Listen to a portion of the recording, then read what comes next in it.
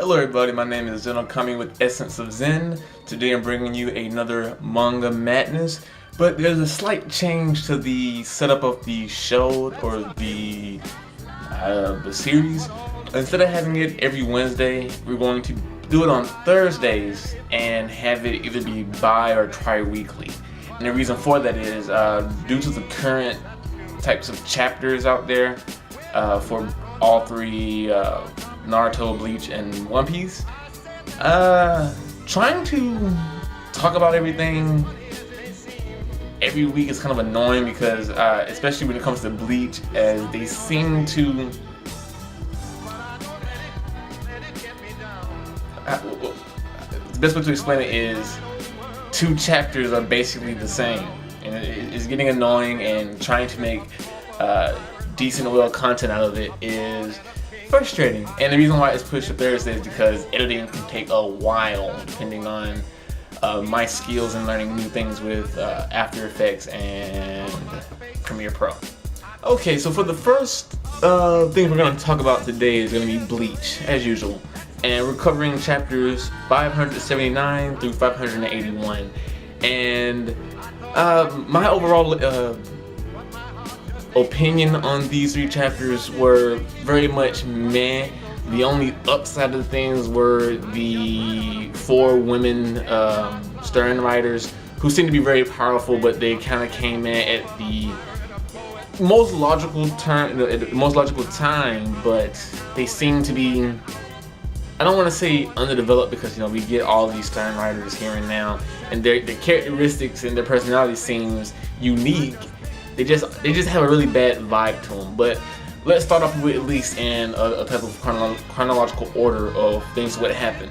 So Kenpachi won his fight against Grimmy, and it turns out Grimmy didn't really have a real body, and it was just like a brain in a jar who just powers create his own body. So technically he was like, I didn't lift a finger to fight you, even though I still lost, and that's okay. Despite the fact that Grimmy was a pompous,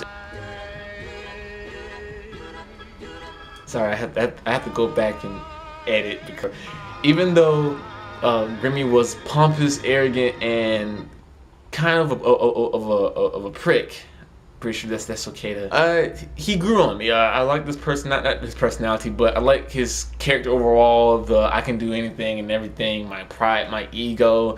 It's not so much about that anymore. I'm now finding thrill in this one fight. It was kind of something very similar to Kenpachi, but in a more childish manner. And to that, I appreciate that.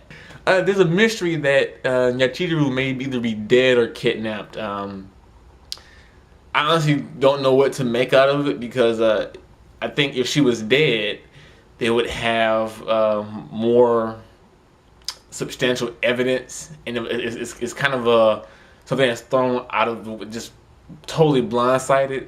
And then she would kidnap because they found her clothing. That's just really weird. The four Stern Rider ladies show up, and they unleash a barrage of attacks on Kenpachi. They beat him down. He kind of gets up and he moves behind, get ready to kill one, but she dodges that, and he's already exhausted from the fight with Grimmy, even though his eye patch is still on. So there's something that's gonna happen. I'm just saying.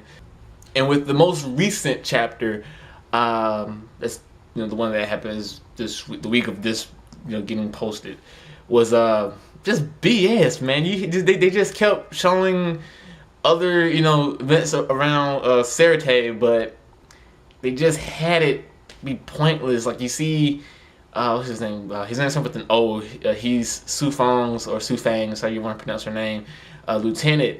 And he's running. He has her trying to help her out from being killed. And then Shinji, and I think her name is it Yuriko? Lieutenant, I think she's, yeah. She throws her fireballs down. She kills a few of the lower grunt work of the Quincy Order. And then Shinji says, hey, yada yada yada. She can heal, or she can work on healing your captain. I'm gonna go over there where Kenpachi is, because we can't let Kenpachi down. That's all fine in it. The fact that Shinji is talking about the tactics of the Shinigami and the war that's going on, that's good. The previous stuff kind of wasn't. Ichigo shows up, and he's like, "Yay, Ichigo!" He shows up at the end of the chapter, but in the previous chapter from last week, we already knew he was coming. His you know, the hollow bone face outline appeared in the sky. That was symbolizing Ichigo is here. He's already, we know this. And then in this chapter, they show it again on the last quarter of the chapter this week. And then, you know, you see Rukia and Byakuya talking about, oh, that's Retsu. And then they show Renji. He looks up and like, and it shows like all the other people looking up, and the Stern Rider's laughing at Ichigo because he crashed to the clock tower because he missed his mark. But he was so fast that he already ended up next to Kenpachi, and it's like, okay, that's cool too. The previous portions were not needed. We knew that he was showing up, and yet you added this filler 4 or 5 pages. Don't get me wrong, I don't know, I don't have the exact number to look at just now with me. But all these pages to build up to his appearance when we already knew he was here. You wasted ample opportunity to have something interesting happen in this chapter.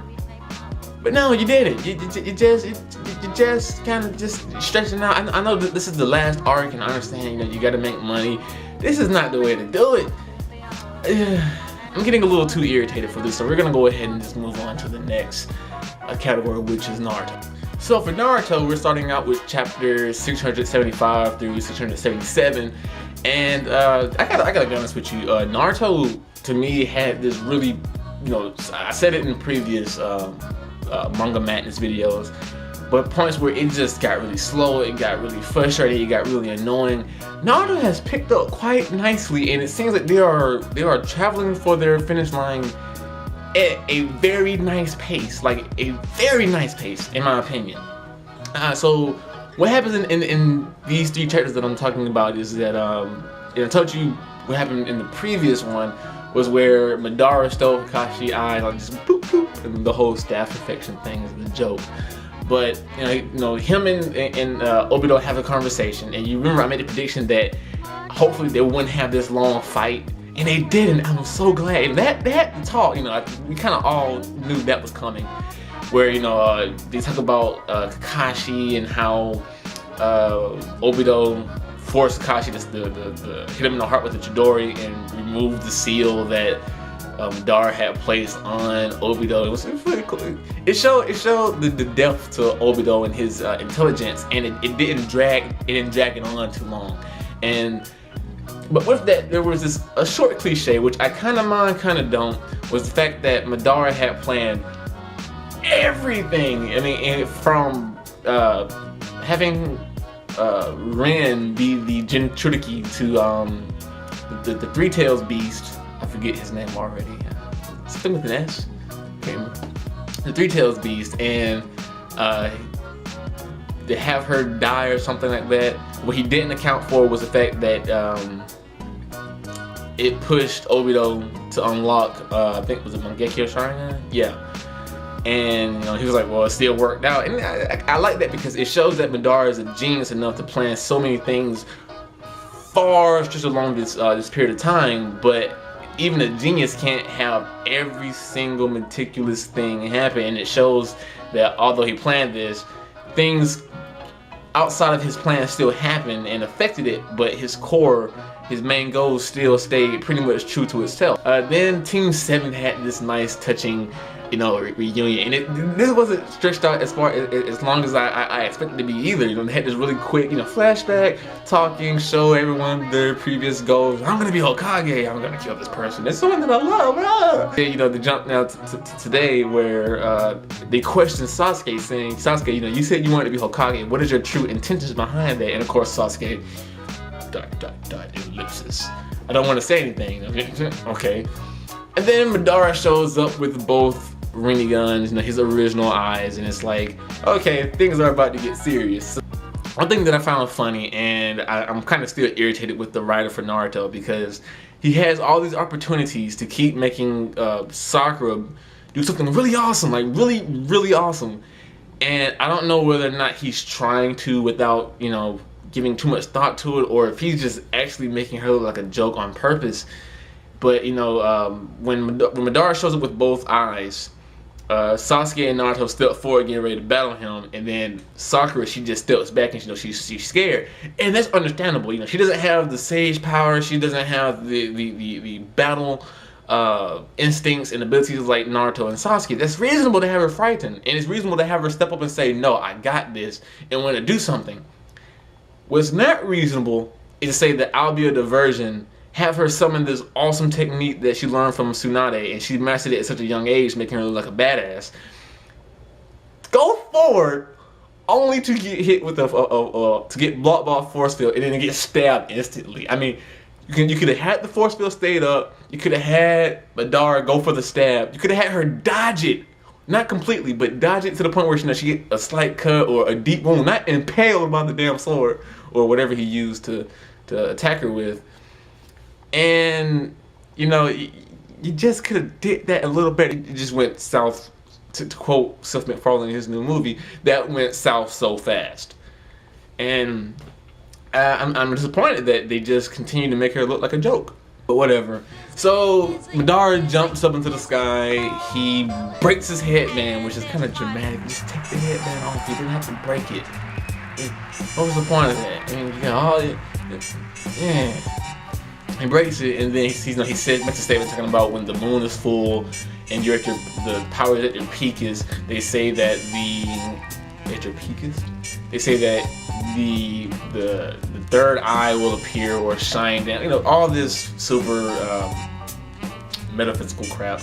And the third eye opens up, and it's like, okay, cool, whatever, wow. Maybe he needed both eyes to have that third eye appear. I'm not sure. It doesn't make sense to me.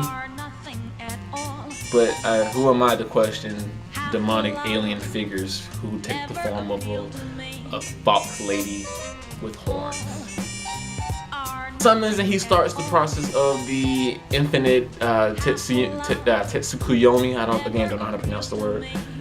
And he basically traps almost everyone in the Genjutsu, the worldwide Genjutsu. And the only ones who aren't affected by this at the moment is Team 7. And the reason why is because Sasuke.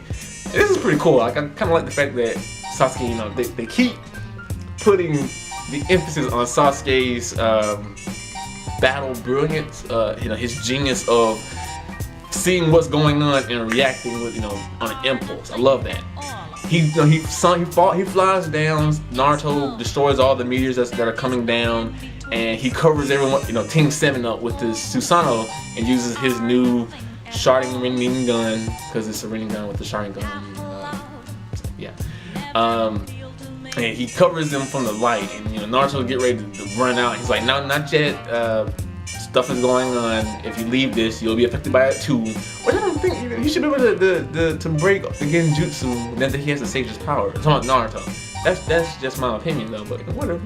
So now they're underneath the Susanoo, and they just showcase Yamato, there you go, yeah.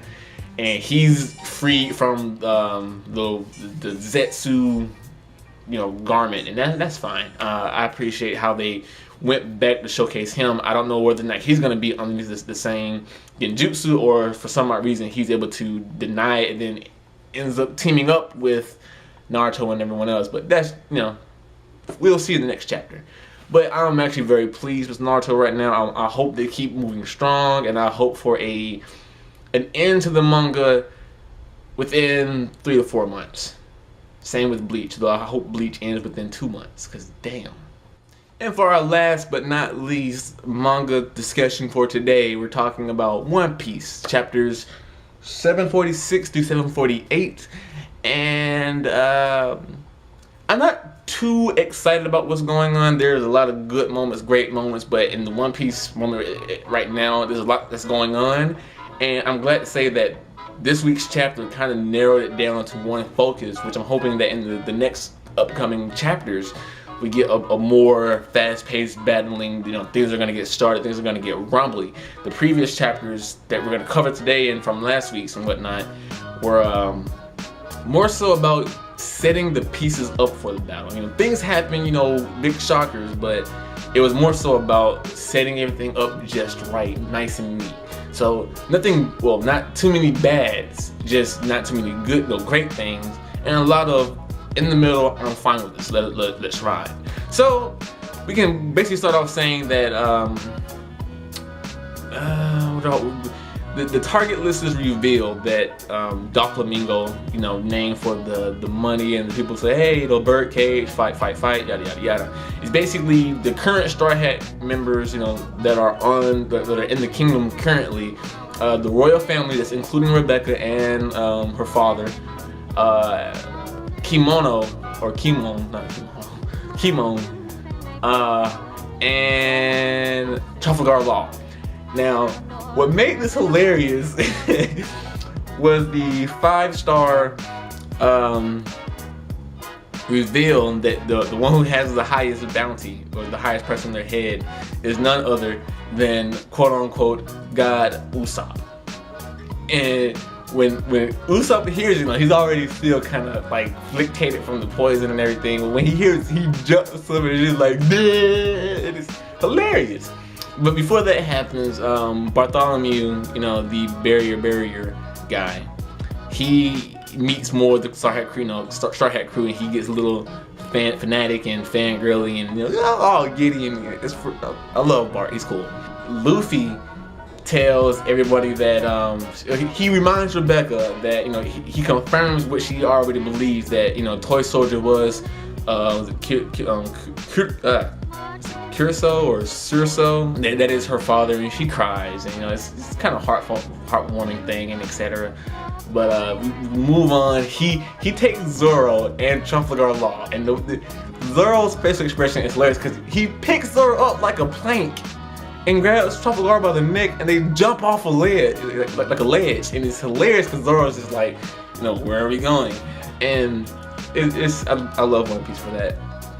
So Luffy ends up, well, before we go to that, Doflamingo starts talking about the issues that are going on with the kingdom and his plans and etc. with the other royal family, well, the Dokitos family, you know. And it's revealed that Doflamingo's mother died when he was at a young age. I do believe it was 8, and then he killed his own father when he was 10.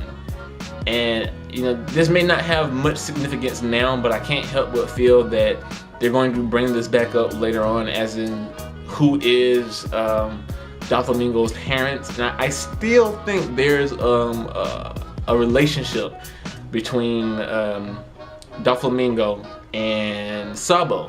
I don't think they're brothers. I don't think they're, you know, direct family.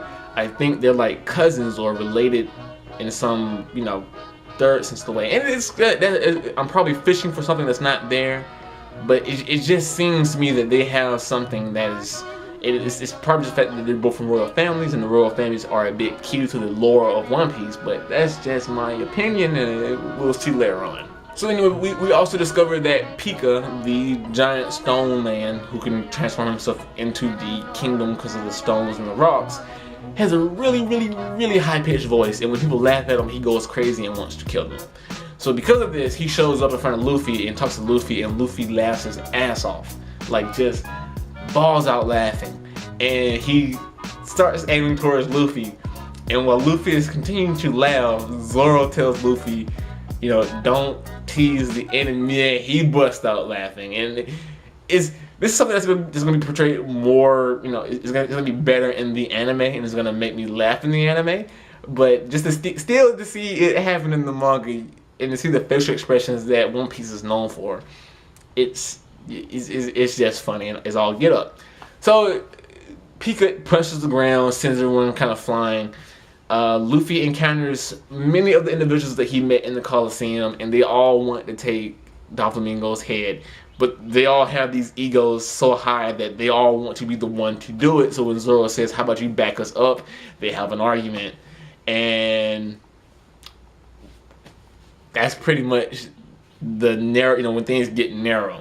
So Luffy finds Bully, the bull that he saw in either the Coliseum or somewhere else. You know, he became friends with, because, you know, he has the high key to become friends with animals and whatnot. They all jump on the bull, and they all run towards Pika / the palace where Doflamingo's currently is, and that's kind of where the manga ends. And while nothing too extremely awesome, there was a lot of funny. So One Piece in my book gets the thumbs up for this this section of the Manga Week Madness. So yeah, and that's where I'm gonna end it. If you have any comments about the latest chapters of Naruto, One Piece, Bleach, even Attack on Titan, or if you want to make comments about other anime or other manga, feel free to talk about them in the comments below. If you have any questions, ask them in the comments below. If you want to ask me questions about my opinions, comment them below. If you want to see more, please subscribe. I hope you liked the show. Leave a like if you did. Leave a dislike if you didn't. If you leave a dislike, please let me know of some nice criticism as my dog rocks underneath the tripod. My name is Zen. I'm coming from Essence of Zen. We're still working on the anime part of the website, but we're getting there. Until next time, guys, I'll see you in about 2 or 3 weeks. Maybe, perhaps, likely, yes. Alright then.